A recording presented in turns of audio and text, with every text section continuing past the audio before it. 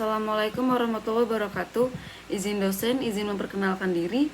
Nama Nurwati, NIM 20401. Di sini saya akan mempresentasikan tentang manajemen logistik. Yang pertama itu ada definisi manajemen logistik. Manajemen logistik adalah suatu ilmu pengetahuan atau seni serta proses mengenai perencanaan dan penentuan kebutuhan pengadaan, penyimpanan, penyaluran, dan pemeliharaan serta penghapusan material atau alat-alat sehingga manajemen logistik mampu menjawab tujuan dan bagaimana cara mencapai tujuan dengan ketersediaan bahan logistik setiap saat bila dibutuhkan dan dipergunakan secara efisien dan efektif. Yang kedua yaitu ada tujuan dan prinsip manajemen logistik. Manajemen logistik bertujuan agar barang atau bahan yang diperlukan untuk proses produksi atau kegiatan operasional dapat tersedia dengan kuantitas, kualitas, waktu, dan tempat yang dibutuhkan dengan biaya seefisien mungkin melalui penerapan konsep standarisasi atau standar teknik, standar penyimpanan, pemusnahan, dan pengadaan, serta optimalisasi sesuai dengan kebutuhan dan akurasi.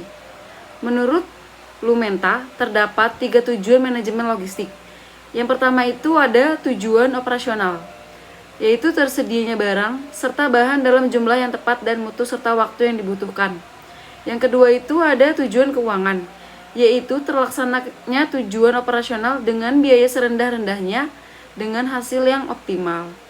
Dan yang ketiga ada tujuan pengamanan, agar persediaan tidak terganggu oleh kerusakan, pemborosan, penggunaan tanpa hak, pencurian, dan penyusutan yang tidak wajar lainnya, serta nilai persediaan yang sesungguhnya dalam sistem akuntansi. Yang selanjutnya itu ada fungsi manajemen logistik. Yang pertama, fungsi perencanaan dan penentuan kebutuhan. Fungsi ini mencakup aktivitas dalam menetapkan sasaran-sasaran, pedoman-pedoman, pengukuran penyelenggaraan bidang logistik. Yang kedua, ada fungsi penganggaran. Fungsi penganggaran terdiri dari kegiatan-kegiatan, usaha-usaha untuk merumuskan perincian penentuan kebutuhan dalam suatu skala standar, yaitu skala mata uang dan jumlah biaya dengan memperhatikan pengarahan dan pembatasan yang berlaku terhadapnya. Yang ketiga ada fungsi pengadaan. Fungsi pengadaan merupakan usaha-usaha dan kegiatan-kegiatan untuk memenuhi kebutuhan operasional yang telah digariskan dalam fungsi perencanaan, penentuan kebutuhan maupun penganggaran. Yang keempat, fungsi penyimpanan dan penyaluran. Fungsi ini merupakan pelaksanaan penerimaan, penyimpanan, dan penyaluran material yang telah diadakan melalui fungsi-fungsi sebelumnya untuk kemudian disalurkan kepada instansi-instansi pelaksana. Yang kelima, fungsi pemeliharaan. Fungsi ini merupakan usaha atau proses kegiatan-kegiatan untuk mempertahankan kondisi teknis, daya guna, dan daya hasil material inventaris. Yang keenam, fungsi penghapusan. Fungsi ini merupakan kegiatan-kegiatan dan usaha-usaha pembebasan material dari pertanggungjawaban yang berlaku. Yang ketujuh, fungsi pengendalian. Fungsi ini merupakan inti pengolahan perlengkapan yang meliputi usaha untuk memantau dan mengamankan keseluruhan pengelolaan logistik. Dan yang selanjutnya ada manfaat manajemen logistik. Selain memiliki tujuan, sistem manajemen pada logistik juga memberikan manfaat khususnya bagi perusahaan.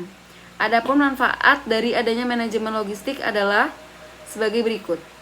Yang pertama, perusahaan dapat melaksanakan kegiatan manajemen operasionalnya dengan baik. Yang kedua, perusahaan dapat lebih fokus pada bidang manajemen lain karena kebutuhan barang telah tersedia. Yang ketiga, menyediakan fasilitas khusus untuk tempat penyimpanan dan sarana transportasi untuk pendistribusian barang. Yang keempat, memberikan pelayanan yang baik kepada pelanggan dan stakeholder atau supplier. Yang kelima, menjaga ketersediaan barang. Yang keenam, memudahkan untuk memperoleh supplier dengan kualitas barang yang baik. Yang ketujuh, membuat pelayanan khusus pengantaran.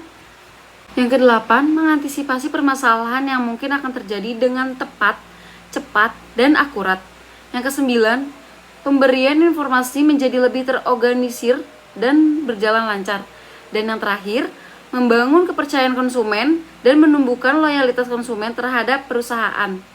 Dan yang terakhir, manajemen logistik yang terlaksana dengan baik akan membantu perusahaan mengurangi biaya dan meningkatkan layanan pelanggan, sehingga perusahaan menjadi semakin produktif dan meningkatkan profit perusahaan. Sekian presentasi dari saya seputar manajemen logistik. Kurang lebihnya saya mohon maaf. Assalamualaikum warahmatullahi wabarakatuh.